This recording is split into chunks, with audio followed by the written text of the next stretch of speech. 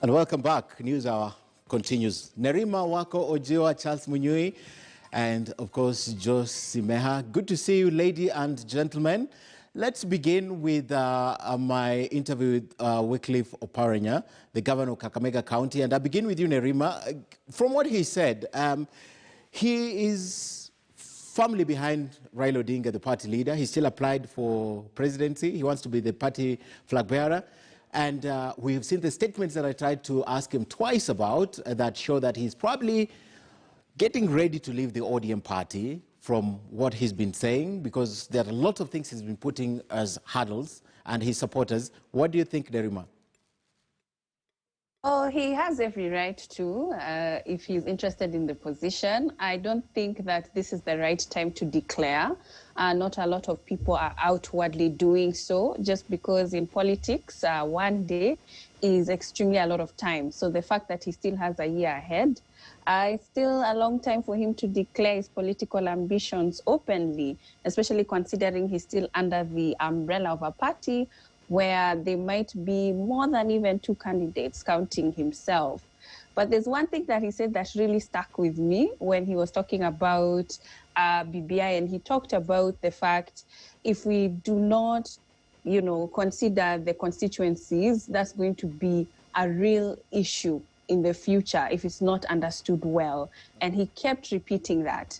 And I agreed with him fully, because I feel that's where a huge bone of the contention lies when it comes to this amendment bill. All right. We'll talk about the amendment bill. Let me go to Charles Munyui. You're a politician. I know you're also running for Kiambaa, and I wish you the best.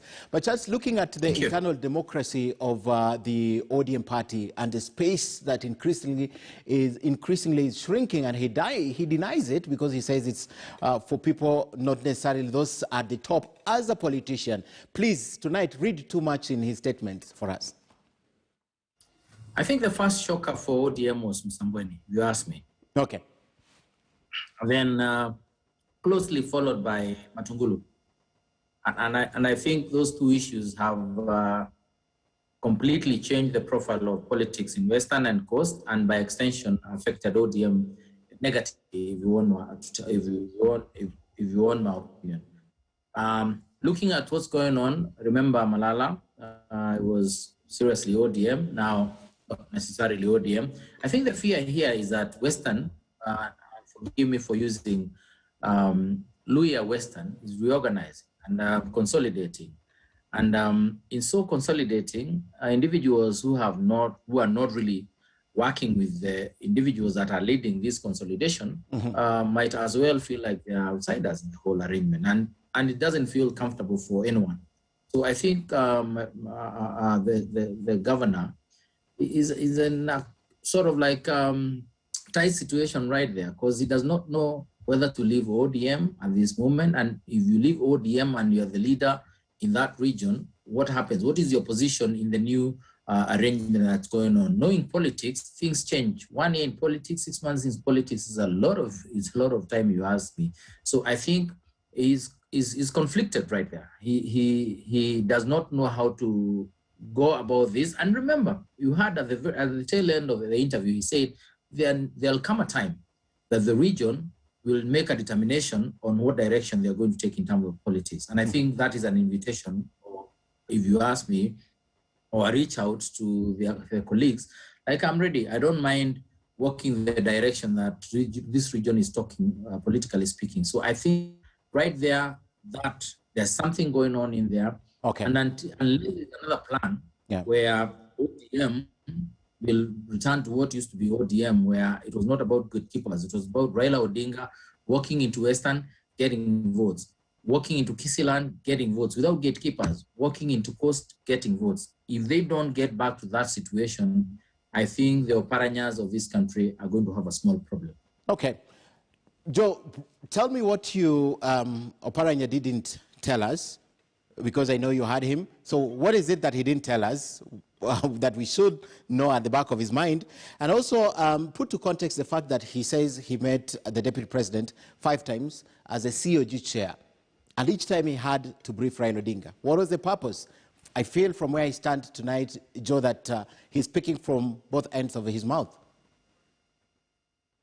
Then I look at it differently. I feel like you are struggling to put a story where there isn't any. First of all, I should have begun by acknowledging those two colleagues who are both known to me, and I haven't seen them for a while. So it's nice to be with them on the show. But back to your question, I feel like you are struggling to put some story where there isn't any. Yeah, I would give him total benefit of doubt and go by exactly what he's saying is not a surprise. In fact, Ken, by the way, maybe what you should know, what I know that you know, is that there's a lot more people who are meeting, but we don't get to know about these meetings. So when a few allow information to get out there that they are meeting, we get a bit excited. I'm sure you, Ken, will not be surprised if William Ruto is having meetings with Uhuru Kenyatta, if William Ruto is having meetings with Raila Odinga, and many, many other people. But when it's Oparanya who is meeting, just like he lamented himself, when it's him who is meeting William Ruto, there's a little bit of excitement and people who are trying to look for a story that is not there. But secondly, Joe, he said himself that whenever you meet such leaders, it's not strange to be enticed. Can you work with me? So it's not my story. Absolutely. Absolutely. He's actually telling you there's no story there, that this happens, and it's not unusual at all. Okay. For each of them to ask each other that, why don't you work with me and so on. And he also did mention to you that he does let his party leader know that he's had this meeting. I have had meeting at my level, very, very lower than they are politically in the hierarchy of ODM, had meetings with some friends of mine from Jubilee. And every so often I have had to let word filter to my colleagues in the party because of perception. Okay. Perception, yes. Okay, so you'd always want them to know. All right, so you'd always want them to know. Ladies and gentlemen, I want to go to the BBI away from Oparanya, unless you want to weigh in on what he said. I want to go to another governor, ODM governor, for that reason, who has completely, because I want to discuss the BBI, who has completely said BBI is not a good thing, and that's my governor, Okoth Obado. Let's listen to this.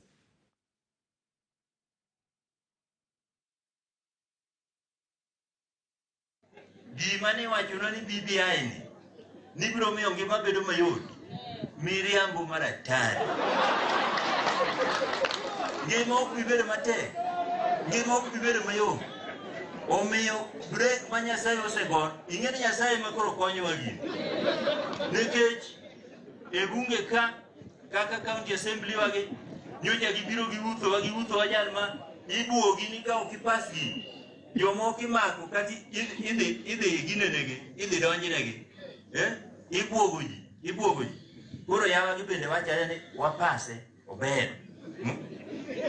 Nikipenjo penjo achiel ni BBI rach tileo.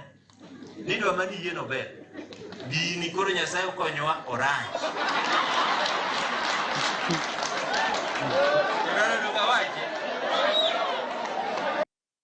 All right, ladies and gentlemen, that's my governor, Okoth Obado. I assume all of you understand French, because that's French. But basically, he's saying the BBI is a bad thing, and he has said it, and they were intimidated to pass. They were threatened with consequences of not passing it. I see Simeha really smiling at this. Joe, you go first. I'm in Kisumu, but I still can't understand that. Yeah, I've broken it down. Don't worry. That's it. Anyhow, yes. I followed what he's saying, but Ken, that's just a coward. That's a complete coward. Why has he not been able to stand his ground and say what he believes in? Those are the people we do not need anywhere near leadership positions. If you know that you believe in something and it's just and it's genuine, believe in it and stand with it, even if it's going to cost you a position. Those are people who seek to hold on to public offices and state offices for purposes of rent-seeking and extraction, and if they see anything, including principle, that may compromise that position, then they in turn compromise that principle. So if Obado actually has all this time believed that BBI is the wrong thing, he should have said that from the beginning, even if it was going to cost him his seat. This thing of entitlement to public positions, that I must retain, I must get this seat or retain it by all means, even if it includes me sacrificing my principles, I think it's ridiculous and it should not be accepted by people who want good governance in this country. I know that it's given as an excuse that if you don't do that, you lose your position. I know you may tell me even about Otiende and other people. Yes, we'll talk about it. But I believe that people like him should not be anywhere near leadership, public positions and state offices, because those are people who lack principles. Okay. And that is the end of it. Nerima Wako Ojiwa, your take? I don't think that I agree with Semeha in very many points, but I don't think that the members of county assembly were generally using, or fear was used for them to be able to be persuaded to follow with BBI. There were a few carrots that were dangled. As a matter of fact, when they decided to go through the members of county assembly, I thought it was a brilliant strategy to get to the grassroots, because those are the people who interact with people every day. That's your local leader, the people who's face to face with the community, the ones who can convince the public that this is the document to go for. But I believe what the MCAs are really looking at is the ward fund. The fact that 35% is going to be allocated to the counties is a very big deal. And when we're talking about 5% going to each ward, that's something that they're definitely going to support. Even if they're not going to see it in their time, it's something that they feel that they need. We've had counties have been complaining about not having enough resources. But I agree, these are the things that we need to be discussing, not if you don't follow it, you're going to be pushed to follow it, and we have to do it, we're being forced to do it, and, you know, using the pandemic as an act of God, or a way that reggae had stopped. I think that we have lost focus, and that's why majority of the population don't quite understand what's in that particular document. Because the people who have the platform are not engaging on the issues. In that BBI, they're exciting people's feelings. The only practicing politician in the panel tonight is Charles. Charles, how would you have handled this differently? And I'm looking at what Semeha has said. If you believe in something, regardless of the consequences, stand by it. And I believe you made, probably in your political life, you made some of those stands. So how would you have handled that differently? The next MP for Kiamba has this to say. Obado, governor, is not the average Kenyan's role model. I mean, let's put it out there. It's a fact. Secondly, BBI, the whole BBI report, because it's in 4 segments. We are talking about policy issues, and Semeha is my senior in as far as this is concerned. We are talking about administrative issues. We are talking about legislative issues that are statutory. And then we are talking about an amendment to the Constitution. This whole thing of, putting everything together and talking about BBI like it's one thing, because we only want to discuss the bill that intends to amend the Constitution, is number one, wrong. There are 3 aspects of this that are extremely beautiful, including the fact that we want to legislate to ensure people get paid within 30 days when you supply government, not over 60 days maximum. If beyond that, it's an act, it's a criminal act. Those are beautiful things. We're talking about public participation. We want to legislate on public participation so that we have now a rapporteur, national rapporteur on matters public participation, so that we don't just do funny things and then we call them public participation. The other thing that confounds me is that senior politicians, including our very good governor, are misleading people. BBI was resolving 9 issues. There is one issue that is critical to Northeastern, including the aspect of the 10 years they want extended in terms of the money they enjoy. There are funds that exclusively go to regions that have been marginalized over a period of time. 10 years, that extension is there. Mount Kenya region is looking at 1 man, 1 vote, 1 shilling because of the fact that there are huge populations in those regions, and a lot of other regions, including Western, where we talk about giving slightly more constituencies to those particular areas. So this is a balancing act. Okay. One thing I am offended about by the governor is that he's telling us he's not happy with his county getting twice what they are getting, yet the functions are not increased by 1 inch. It's the same functions, you get twice the amount of money. What BBI are you talking about? Okay. If you're moving from 50% allocation to your very county, Okay. Moving to 35%, not negotiable. It does not matter whether the amount remains the same in terms of national revenue, you get twice what you're getting for the same functions that you have. So why would what is wrong with that? I mean, slow down to that and look at it in perspective. Yeah. So when a governor has the audacity to open his mouth and have a problem with BBI of one issue that seems to resolve an issue in another region, simply, and then he wants to throw the baby with the bathwater, I think there is a problem right there, and he does not deserve to lead anyone in this country.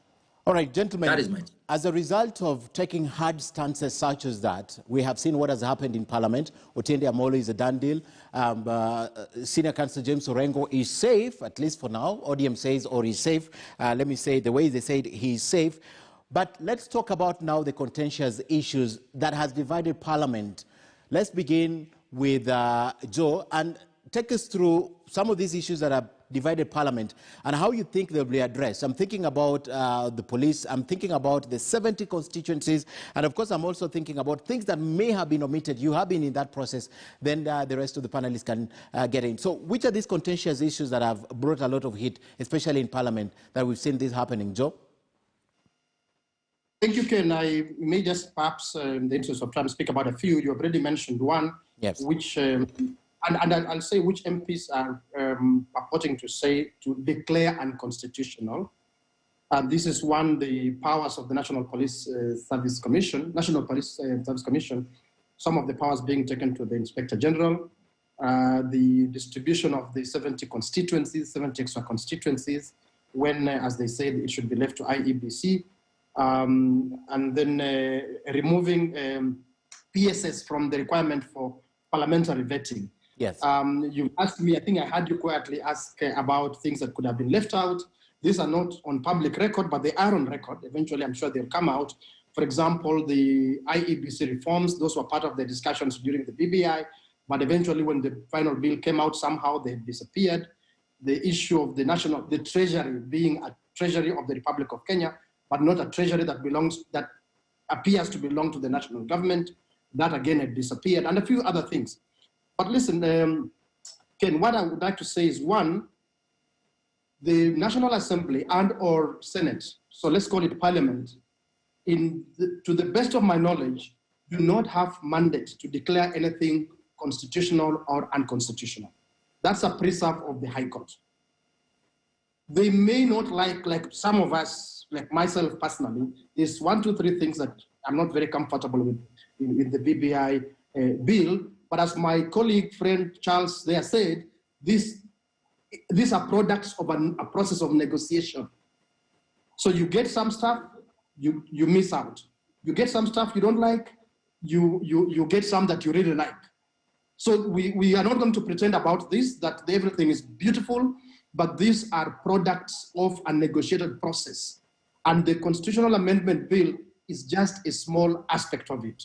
Okay. Let me show you let me please, just 1 minute, a few seconds. Go ahead. The hypocrisy, in my opinion, the hypocrisy of members of Parliament. You may remember, I hope, that the High Court declared CDF unconstitutional. CDF, Constituency Development Fund, that the funds we should have are those with national government and at county level, and further devolved as per the Constitution. What did MPs do in this BBI? Something that was never part of it, never part of the agreements, at least never part of what this team of experts went through. Negotiate in Naivasha to bring in CDF so that they can constitutionalize it. Okay. Recognizing that it's unconstitutional, they say, let's bring it in so that it can be part of the Constitution. How come they're not saying it's unconstitutional? So while I agree with them in terms of substance, in terms of political strategy, there's a serious problem. Serious problem. Nerima, the biggest contention that they are showing us that Simeha is speaking to, but they have not told us that part because it's not in public domain, remains the constituency delimitation. IBC prerogative on the 17th of March, we had the IBC chair say that it's prerogative, declared Article 989, all that, and said it's unconstitutional, it needs to be left to the IBC. We know the time frame that this needs to go through, discussed, and of course ratified. It does not fit within the time frame for the constitutional amendment. All that said, Nerima, identify what is so contentious that from you sit as executive director of Siasa Place, you think these are the contentious issues that needs to be discussed, and these guys in parliament are taking us away from them? I think that what you've already discussed in terms of that being a particular role of the IBC, and also we're seeing how things are being pushed and sort of rushed into fitting a particular timeline, which is a little bit worrying for me, because it means that there's this general push of if you disagree or dissenting voices are not necessarily listened to. But something that I feel has been ignored and is a contentious issue to me myself because of the sector that I work in is young people. The only thing that seems to be highlighted a lot is the Youth Commission. And as much as Wetangula had mentioned it and talking about youth not being a disability or something in that direction, the thing that is a problem within the youth sector is the fact that youth is not mainstreamed. There are too many policies and guidelines that touch on youth, yet youth is not devolved. Okay. But you can see that within this BBI, it doesn't touch on that. So we will still have the same issues just because we've added a commission with representatives for 6 people. It doesn't solve the issue that young people have in this country. Okay. And I know you're very passionate about that, Nerima. But let me bring this to the only practicing politician in the panel tonight, Charles Munyui. Charles, do you think one of the reasons why this is very contentious is because of the uneven distribution of the 70 constituencies? And I like my director just to bring them up if you have them in graphics. Do you think that is one of the reasons? Because look at the areas that are making most noise or making their voice known is because of the distribution. And if you look at the balance, one region takes more than the other. If that is also your opinion, Charles, do you think it needs to be relooked at? I know the governor of Paranya said it's a done deal, that ruling from the speaker yesterday, they can't touch any word in that document. Your view? I think let us be reasonable. My brother Semeha has said exactly what we are trying to say, and Article 89 needs to be reproduced and as isolated and shared widely, because I think he's completely misunderstood. Let's start by saying IBC cannot create a constituency, not one, not two. It cannot create a constituency. What IBC can create is a word. IBC is only mandated to give us boundaries and names of constituencies created through a process like the one that we have. Okay. Now, I want us to appreciate Article 1 of the Constitution that says all sovereign authority belongs to the people. People can determine that we want a constituency in this place. The only requirement is that you use the provisions of the Constitution, specifically Article 89, on how you create that constituency. My friend Ken, a constituency we know is about population. And yes, we provide in Article 89 the population quota, that a constituency should have a population of this number of individuals. So the promoters of this bill, the drafters of this bill, identified that after looking at the population quota of about 132 persons per constituency, ideally what should be in a constituency, then appreciating the fact that Kenya is divided into 47 counties. If you look at Article 6 of the Constitution, they said, if we go the direction of counties, then the population of Kiambu, 2.4 million people, divided by the population quota, Kiambu should have 18 constituencies. And those 18 constituencies, now we have 12. So the 6 that should be created are not thrown out there for a respective county to capture so many so that they are shared out. Again, you go deeper and look at what is the population of Juja constituency, 400,000 people, and they have one constituency which ideally should have 132,000 people. So we are saying that constituency should have 3 constituencies. Okay. Basically, this is following the law, it is following the Constitution as provided, and it is a promoter who have determined that we need to create a constituency in this particular place. They have followed the Constitution. Okay. So, let us start by saying this, Ken, because we need to appreciate this fact, that a promoter of a bill has collected 1 million signatures, actually put it at 3 million signatures as verified by IBC, and said, we want this created constitutionally through a provision in the Constitution, and we want them domiciled here because the Constitution allows us to domicile based on these particular parameters. And this is what we want as the people who are allowed to change the Constitution, as provided for in Article 255, 256, 257. You cannot start telling us that IBC can take all the powers of those particular individuals. And I think there's no contention here. And if you ask me what Parliament is doing, which is very unfortunate, they are speaking to the courts. They know there are several petitions. And if you look at everything they are doing, it is profiled at ensuring this process is deemed unconstitutional because it did, to them, it did not meet the 24 county assemblies threshold. This whole aspect of 89, Article 89, are just sideshows. The thing that they are working on is that this bill was debated by county assemblies, but this one debated the wrong one, the other one debated the wrong one. They know there are 7 petitions that are out there. They know they cannot amend anything. That is Article 257. You cannot change anything. The moment IBC received a bill with 1 million signatures and accepted it, that one you cannot amend. Yes. Charles, very interestingly, about what you're talking about, and perhaps my other panelists would want to weigh in on that just briefly, because I have to discuss something else, is the fact that parliamentarians are putting the horse before the cart, or is it the cart before the horse, whichever. So that they're doing that because you have to legislate it in order to exercise it. So they want to exercise a role right now that has not been legislated, that as at the moment is left as a preserve of the IEBC and Article 89. So that is the contention. Why don't you legislate it? How do you legislate it? Let's go through the referendum, then put it there. Then Parliament can eventually have a role to play when you're doing the elimination. So that's the contention. But let me hear what Nerima has to say about this just briefly. Nerima? I'm sorry, I missed you. Oh, all right. Joe, did you get the question as I ask it again? Yes, I got your question. Yes, just briefly, yes. I quickly have to correct you that Charles is not the only practicing politician. You should know, you should upgrade your information.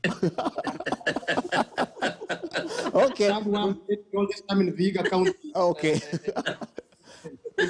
Yeah, so quickly on what you are saying, you're absolutely right.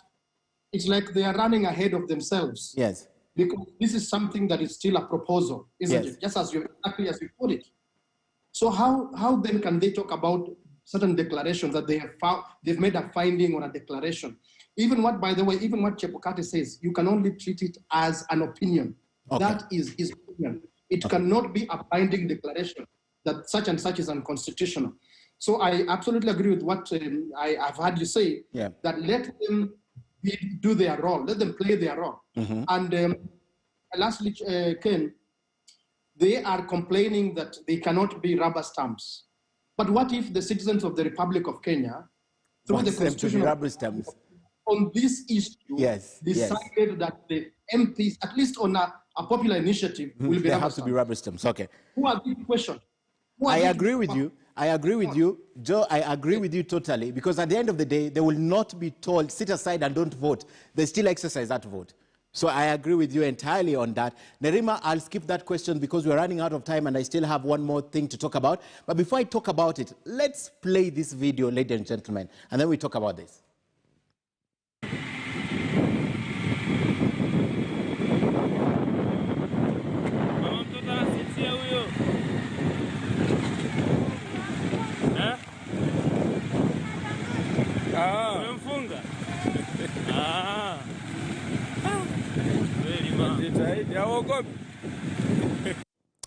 All right, ladies and gentlemen, I know Nerima, looking at that video, it's been trending online for a while. It touched my heart. That's a lady with totally probably what she got, what she has. The reason why I'm playing this video is because briefly I want to talk about your opinion on what has now been termed as rootonomics, bottom-up approach. Let me begin with Nerima, since you didn't have the opportunity to answer that. Looking at that, those are the hustlers. I don't know that lady, I don't know the video where it's recorded from, but that portrays what people on the bottom go through. Nerima. And right now, if we look at the statistics, according to the Kenya National Bureau of Statistics, in 2020, 1.7 million people lost their jobs. We're not even counting 2021. And even when we think about women, the burden falls on women. The mental load itself, it's women who bear the brunt of a bad economy. When we're talking about gender-based violence, when we're talking about access to land, access to water, and a lot of issues that are never making to the table. But there's an interesting book, The Mystery of Capital by Hernando de Soto. and he talks about how politicians can utilize their platforms and using a bottom-up approach.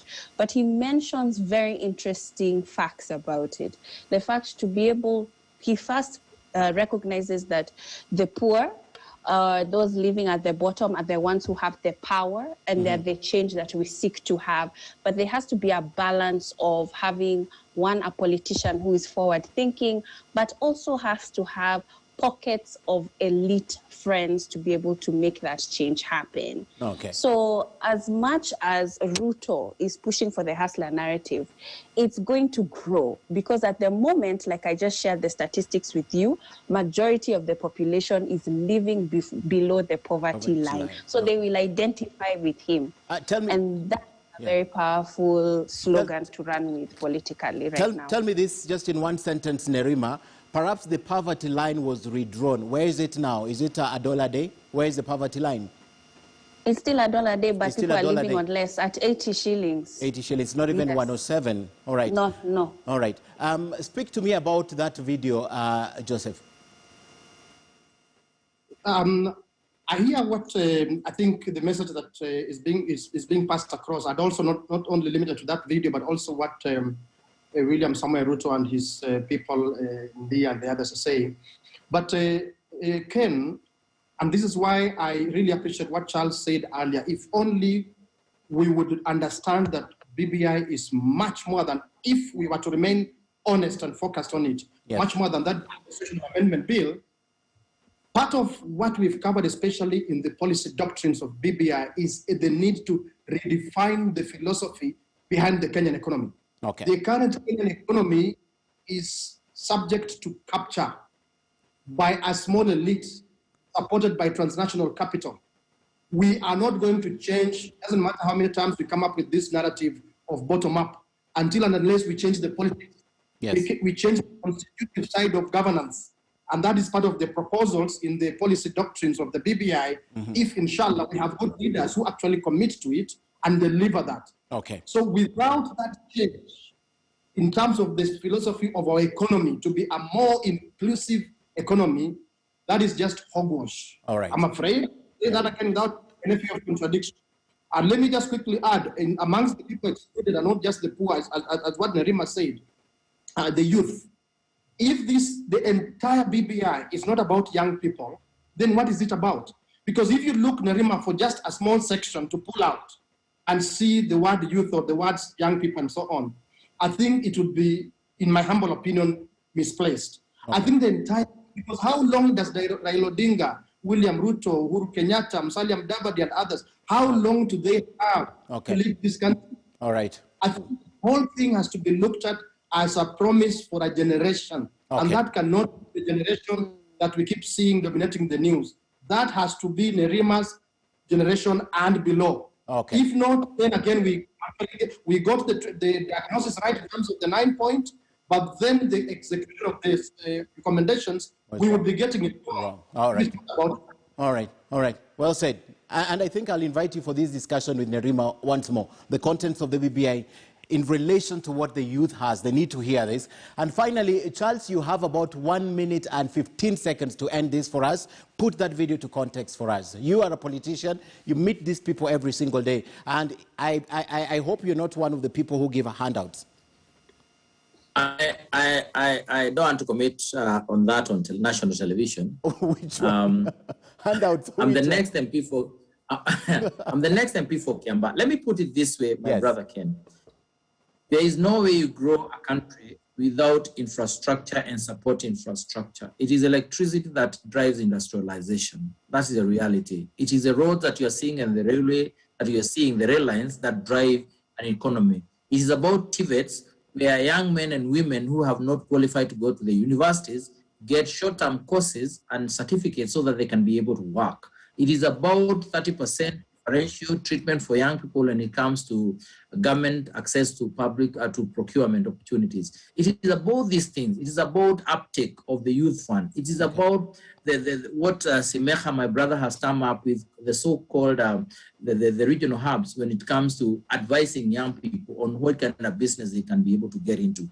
Let us be realistic and tell our young men and women that you look around, you'll see stadiums coming up, sprouting, literally coming up. Yes. Those things are not just about fun and entertainment. Those are things that are being put in there so that young men who are talented, that appreciate sport, that appreciate performing arts and all those things, can be able to do their thing. If you don't tell your kids, and I think the conflict in as far as the deputy president is concerned, is trying to operate a parallel development agenda to what Jubilee is.